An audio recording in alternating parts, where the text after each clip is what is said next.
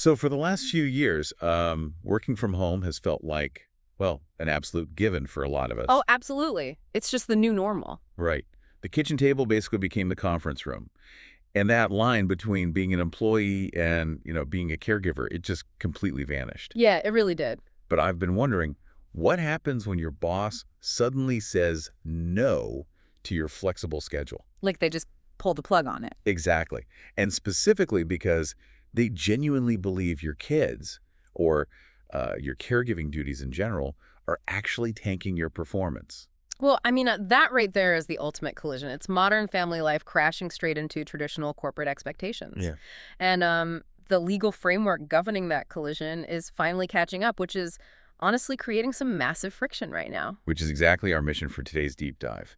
We're going to unpack that incredibly tense, increasingly blurry line between our home lives and our jobs. It's a messy line. It really is. So we are specifically looking at two back-to-back 2026 rulings from the Fair Work Commission. Rulings that might, honestly, completely alter how you view your remote work rights. Yeah, these are game changers. So whether you are, currently trying to balance a demanding job with caring for toddlers or aging parents. Or maybe you manage a team, right? Exactly. If you're the one navigating these requests from your staff, understanding the precise legal reality is essential so you just don't get blindsided. To get to the bottom of this, we're drawing heavily on some incredibly detailed insights from a July 2026 article. It was published by the Australian Workplace Discrimination Representatives, or AWDR. Right, the AWDR. Yeah, they are a firm of non-lawyer workplace relations specialists. They basically spend their days in the trenches, representing workers, negotiating, and mediating these really complex Fair Work Commission disputes. And they see the messy reality of these disputes every single day. I mean, unfair dismissals, toxic workplaces, non-genuine redundancies. Oh, yeah. They've supported like over 16,000 clients. Wow, 16,000.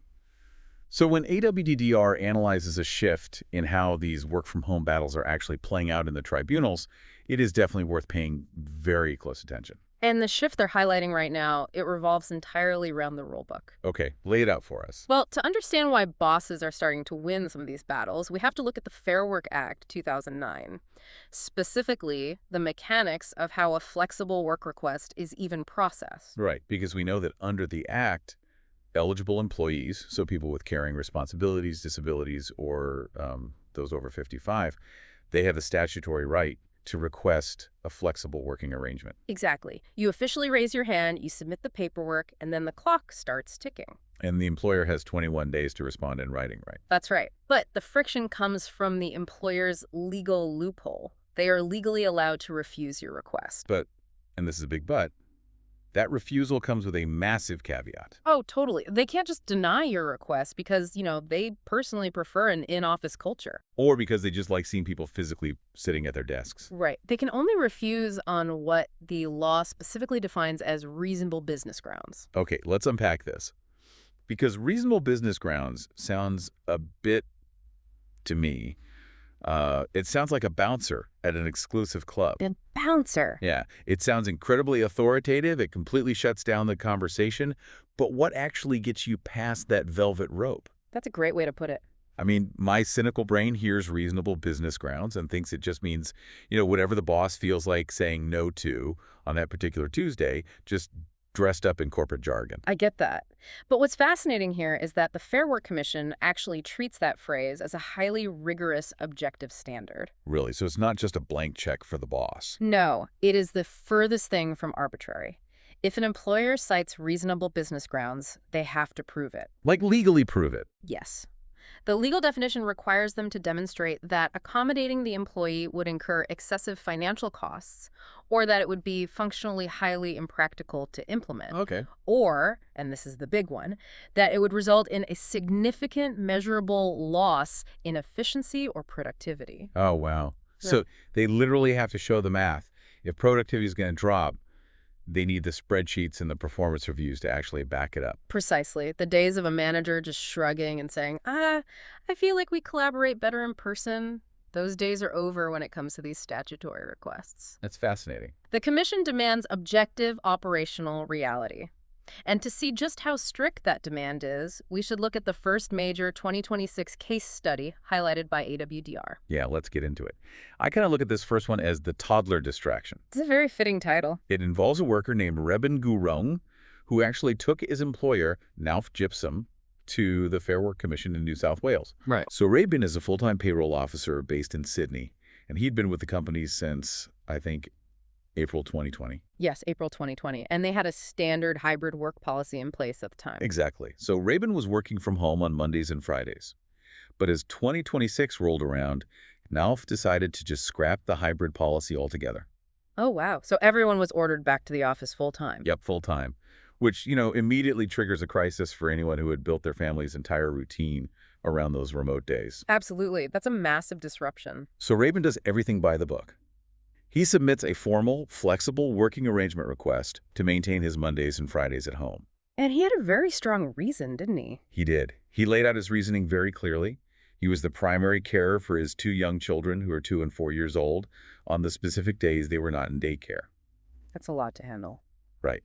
And furthermore, his wife was dealing with a pregnancy-related medical condition, which it really cemented his need to be the one stepping up for childcare on those specific days. It is an incredibly common, really high-stress scenario.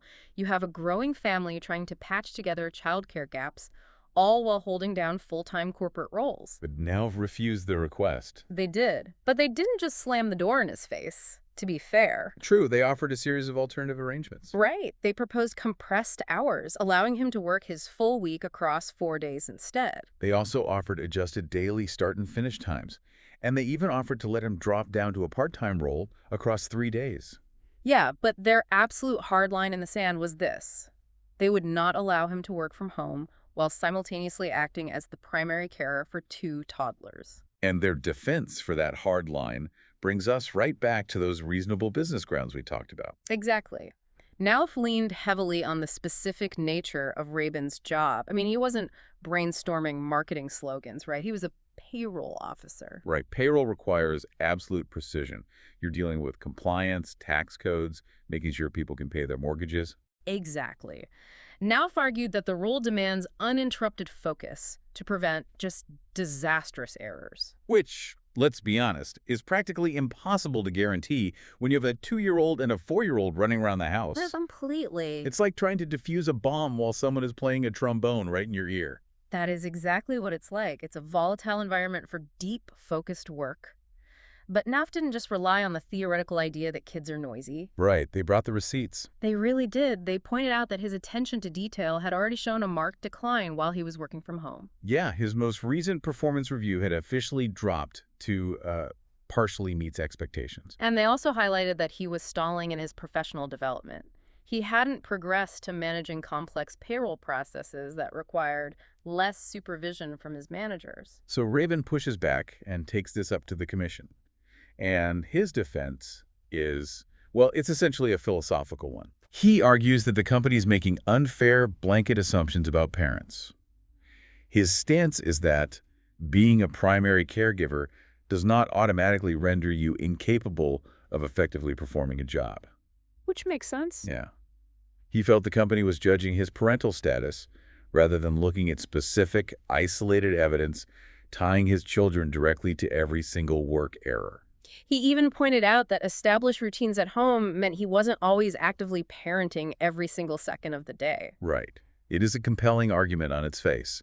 The idea that we just shouldn't penalize parents simply for existing in the same house as their children during work hours. I completely agree with the sentiment. It feels like a massive catch-22 for working parents today. It really does. Yeah. You stay home to watch the kid because daycare is too expensive, or maybe it's just unavailable. Right. The kid inevitably makes a noise, your performance review takes a hit, and then the commission tells you that you have to go back to the office, where you literally cannot watch the kid. Yeah, how is a parent supposed to win that game?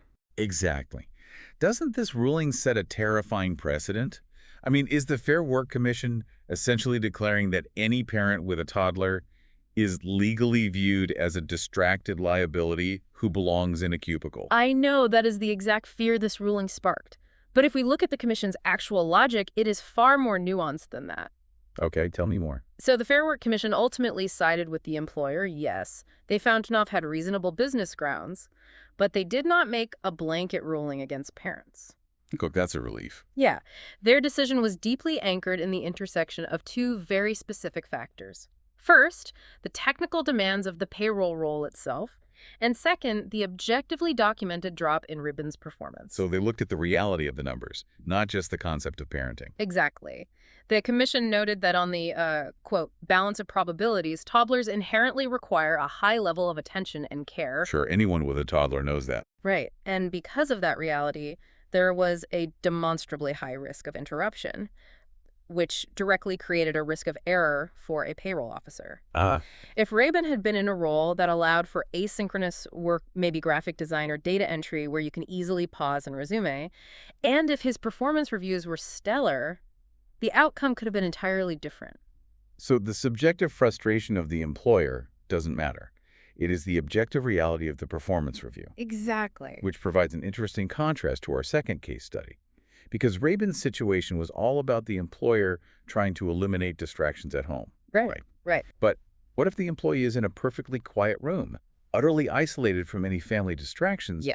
but they are just objectively struggling to understand the work itself? That brings us to a really complex 2026 case heard by the Fair Work Commission in Victoria. It was Millet Tonasila versus AGL Energy Limited. Yes, let's look at Melee's situation. So she is a Melbourne-based customer service consultant for AGL Energy. And she works a specialized shift, right, from 12 p.m. to 8 p.m. Yep, 12 to 8. She submitted a request for permanent work-from-home status, and her reasoning was incredibly heavy. She is the primary carer for her mother, who suffers from dementia. And dementia care is just notoriously unpredictable and demanding. It is. Melee presented a very clear, airtight case for why alternative care was simply impossible for her family. She really did. She explained that cultural considerations prevented her husband from taking on certain caregiving duties. Right. Her sister worked a completely inflexible job and didn't feel equipped or comfortable being left alone with their mother anyway. And crucially, their mother was not eligible for government-funded care schemes because of her residency status. Which is so tough. And private in-home care was entirely outside their financial means. Melee was in an agonizing bind that so many families eventually face. It is a tragic situation. You have an employee deeply committed to her family, doing absolutely everything she can to keep her head above water. But AGL Energy categorically refused her request for permanent remote work. They did. And the evidence they brought to the commission to justify that refusal was, honestly, it was staggering. Staggering is really the only word for it. AGL demonstrated a severe, documented collapse in her performance. Right, because over a few years, Mela had gone from achieving solid, quote, good year ratings to slipping into inconsistent year ratings. And then eventually bottoming out at getting their rating. Yeah. But the truly devastating piece of evidence was a self-assessment that Melee herself had completed. Oh, man. In that document, she indicated she was capable of performing only 26% of the required tasks for her role. Wow, let that sink in for a second. A 26% proficiency rating. It's extremely low. She explicitly reported being not trained in 13 of the core tasks she was assessed on. And compounding that issue, she had a manager of 7 months who had never even met her in person. Right. So AGL's argument was essentially that she was drowning in the complexity of the role. They stated she desperately needed side-by-side, in-person coaching, particularly for intricate processes like partner support and resolving really complex billing disputes. They argued you simply cannot provide that level of intensive remedial training effectively over a screen. Right. And furthermore, AGL highlighted the operational impact on the rest of the team. Because Melee was exclusively working from home, she was exempt from the office's rotating in-person roster. Oh, so her colleagues were picking up the slack. Exactly. That meant her colleagues were being forced to shoulder a disproportionate amount of the less desirable in-office duties just to cover for her absence. You know, I look at AGL's training argument like trying to teach a teenager how to drive over a Zoom call. Oh, that's a good analogy. Right. You can explain the mechanics of the gas pedal and the brake all day long on a webcam, but at a certain point, when they are literally swerving into traffic, the instructor physically needs to be in the passenger seat to grab the wheel. Yes. You cannot effectively coach a 26% proficiency rating through a chat window. You just can't. So how did the commission look at it? Well, the Fair Work Commission viewed the mechanics of the situation similarly. They ultimately agreed with AGL. But the language the commission used is what makes this case a landmark. What did they say? The commission explicitly noted that an employer cannot be forced to, and this is a direct quote, bear the burden of the employee's family's caregiving constraints. Wow. Bear the burden. Yeah. That is an incredibly stark, almost harsh legal line to draw. It is. It essentially says that the tragedy of her mother's lack of government funding is, well, it's a societal failure, but it is not a corporate responsibility to fix it. It is a brutal boundary. Yeah. But legally, it clarifies the limits of reasonable business grounds, doesn't it? It really does. AGL had an obligation to support the broader team's workload and a fundamental need to provide vital in-person coaching to a severely underperforming employee. Right. The commission ruled that those operational realities constituted highly reasonable grounds for refusing the exclusive work-from-home request. Right. But just when it seems like AGL brought a sledgehammer to the tribunal and completely crushed Melee's request, we get a fascinating plot twist. A plot twist in employment law. Yeah. The commission didn't just throw Melee out of the room and tell her to get back to the office full-time. Right. This is where the underlying philosophy of the Fair Work system actually comes into play. Exactly. The system isn't designed to just hand out total winner-takes-all victories. It is designed to foster workable employment relationships. So they forced a middle ground. What did the commission actually order AGL to do? They ordered a compromise. They told AGL to implement a 6-month trial of a highly specific alternative arrangement. Okay. Melee is required to attend the office for a single 4-hour shift once a fortnight. Just 4 hours every 2 weeks. Yep, and that specific block of time is entirely dedicated to the side-by-side coaching she so desperately needs. Oh, that makes sense. And to balance that requirement, she is granted a 4-hour work-from-home shift on an alternating Saturday to help her manage her caregiving duties. That outcome is a huge lesson for anyone listening. A flat-out refusal from your manager or your HR department isn't necessarily a closed door. Not at all. It can actually serve as the aggressive opening move of a negotiation.